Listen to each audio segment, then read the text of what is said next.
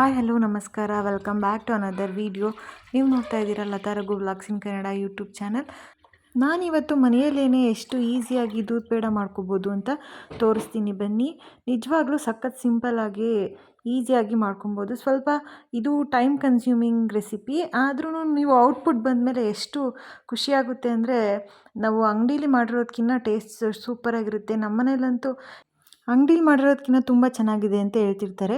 ಈಗ ಬನ್ನಿ ರೆಸಿಪಿ ನೋಡೋಣ. ಮೊದಲು ನಾನು ಹಾಲನ್ನ ತೊಗೊಂಡಿದ್ದೀನಿ. ನನಗೆ ಇಲ್ಲಿ ಹಸುವಿನ ಹಾಲು ಡೈರೆಕ್ಟಾಗಿ ಸಿಗುತ್ತೆ, ಅದಕ್ಕೆ ನಾನು ತೊಗೊಂಡಿದ್ದೀನಿ. ನಿಮಗೆ ಸಿಗಲಿಲ್ಲ ಅಂದರೆ ನೀವು ಪ್ಯಾಕೆಟ್ ಹಾಲಲ್ಲಿ ಮಾಡ್ಕೊಬೋದು. ರೆಡ್ ಕಲರ್ ಪ್ಯಾಕೆಟ್ ಹಾಲನ್ನ ತೊಗೊಳ್ರಿ. ನಾನು 2 ಲೀಟರ್ಸ್ ಮಿಲ್ಕ್ ತೊಗೊಂಡಿದ್ದೀನಿ.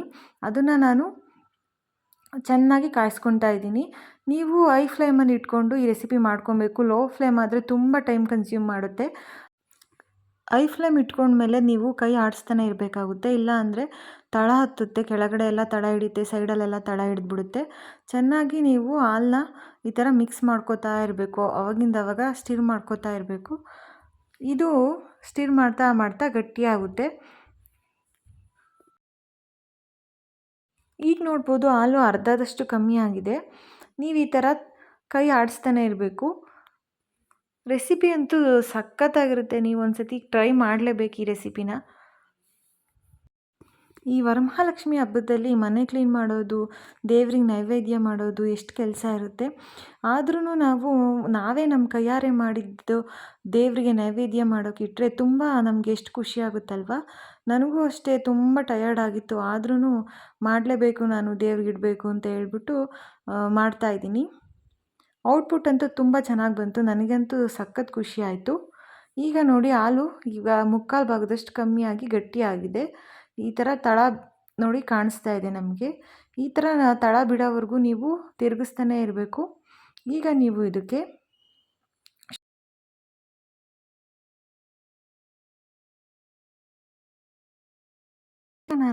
ಶುಗರ್ನ ಆ್ಯಡ್ ಮಾಡ್ಕೊತಾ ಇದ್ದೀನಿ. ನಾನು ಅರ್ಧ ಕಪ್ಪಷ್ಟು ಮೆಜರಿಂಗ್ ಕಪ್ಪಲ್ಲಿ ಶುಗರ್ನ ಆ್ಯಡ್ ಮಾಡ್ಕೊಂಡಿದ್ದೀನಿ. ನಾವು ಶುಗರ್ನ ಆ್ಯಡ್ ಮಾಡಿದ್ಮೇಲೆ ಮತ್ತೆ ಇದು ನೀರು ಬಿಟ್ಕೊಂಡು ತೆಳ್ಳಗಾಗುತ್ತೆ, ಮತ್ತು ನಾವು ಇದನ್ನು ಸ್ಟಿರ್ ಮಾಡ್ಕೊಳ್ಬೇಕು. ನೋಡಿ ಈಗ ಪ್ಯಾನಿಂದ ಅದು ಬರ್ತಾ ಇದೆ, ಆ ಥರ ಆದರೆ ನಮಗೆ ದೂದ್ ಪೇಡ ರೆಡಿಯಾಗಿದೆ ಅಂತ ಅರ್ಥ. ಈಗ ನೀವು ಸ್ಟವ್ ಆಫ್ ಮಾಡಿಕೊಂಡು ಈ ಥರ ಪ್ಯಾನ್ಗೆ ಸ್ಪ್ರೆಡ್ ಮಾಡ್ಕೊಳ್ಳಿ. ಬೇಗ ಅದು ಆರ್ಕೊಳ್ಳುತ್ತೆ. ಆವಾಗ ನಾವು ಈಸಿಯಾಗಿ ಮೋಲ್ಡ್ಗೆ ಹಾಕ್ಕೊಂಡು ಪ್ರೆಸ್ ಮಾಡ್ಕೊಬೋದು. ತೀರಾ ತೆಳ್ಳಗೆ ಕನ್ಸಿಸ್ಟೆನ್ಸಿ ಮಾಡ್ಕೊಬೇಡಿ, ಇದೇ ಥರ ಸ್ವಲ್ಪ ಗಟ್ಟಿಯಾಗಿರಬೇಕು. ಇಲ್ಲಾಂದರೆ ನಾವು ಮೋಲ್ಡ್ಗೆ ಹಾಕಿದಾಗ ಅದು ಮೋಲ್ಡ್ಗೆ ಕಚ್ಕೊತಾ ಇರುತ್ತೆ, ಆವಾಗ ಪೇಡ ಶೇಪ್ ಬರಲ್ಲ. ಈಗ ನಾವು ಮೋಲ್ಡ್ಗೆ ತುಪ್ಪ ಸವರ್ಕೊಂಡು, ನೆಕ್ಸ್ಟು ನಾವು ಕೈಗೆ ಸ್ವಲ್ಪ ತುಪ್ಪ ಸವರ್ಕೊಂಡು ಮೋಲ್ಡ್ಗಿಟ್ಟು ಪ್ರೆಸ್ ಮಾಡ್ಕೊಳ್ಳೋಣ.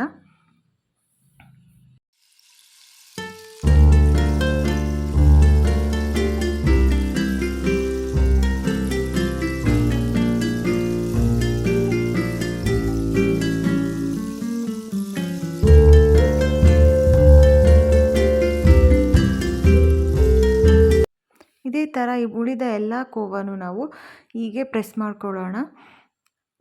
ಈಗ ನಾನು ಮಾಡಿರೋಂಥ ಸೈಜ್ ಅಲ್ಲಿ ನಿಮಗೆ 20 ದೂದ್ ಪೇಡ ಆಗಿದೆ.